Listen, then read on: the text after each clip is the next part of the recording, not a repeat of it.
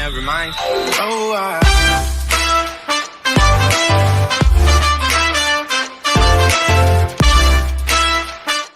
Alors si tu n'as pas encore de compte Builderall, on va en créer un ensemble. Le lien se trouve annexé donc à cette session-là. Tu devrais trouver le lien en haut à gauche dans le compte Udemy de cette formation. Sinon, c'est bien celui qui est inscrit à l'écran avec le raccourci bit.ly 7 jours Builderall gratuit qui te permet de t'inscrire sans aucune carte bancaire et sans aucun paiement à indiquer pour découvrir tranquillement Builderall avec mon lien affilié de telle sorte qu'on soit bien en connexion et on vérifiera ça tout à l'heure, le numéro du lien. Donc on se lance. Je vais cliquer sur ce lien là et on se retrouve directement sur la page internet que ça va ouvrir. Donc nous voilà arrivés sur la page qui est en lien. Maintenant, tu peux ouvrir directement le lien 7 jours gratuit.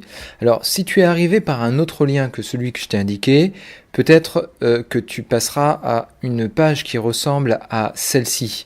Ce n'est pas grave, tu peux faire pareil, tu peux mettre ici aussi ton nom, ton email, ton mot de passe. Le tout, c'est de bien vérifier qu'en haut, ici, sur votre sponsor, c'est bien indiqué mon nom. Donc moi, c'est Yvan, Coach Booster. Voilà, et donc... il faut effectivement que sur la page, ce soit le bon ID. Et alors le bon ID, c'est 410 819, comme on voit ici. 410 819. Donc l'ID qui veut dire évidemment l'identifiant.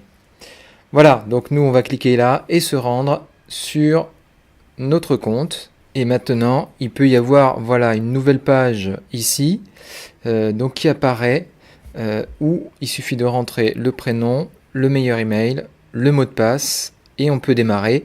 Et là, tu peux toujours vérifier qu'il y a bien mon identifiant 410 819 et là on est sûr d'être bien connecté. Sinon, si tu as déjà un compte, tu peux faire une connexion ici directement.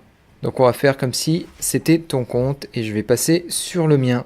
Maintenant, il est très probable que tu arrives sur ton bureau, sinon c'est sur les informations de compte, et de toute façon c'est là où on doit aller, on va aller sur les informations de compte pour aller vérifier les différents paramètres.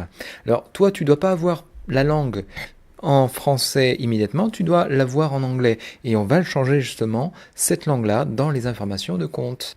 Voilà, nous avons les informations de compte, donc toi tu n'as pas de photo, très probablement si c'est un tout nouveau compte.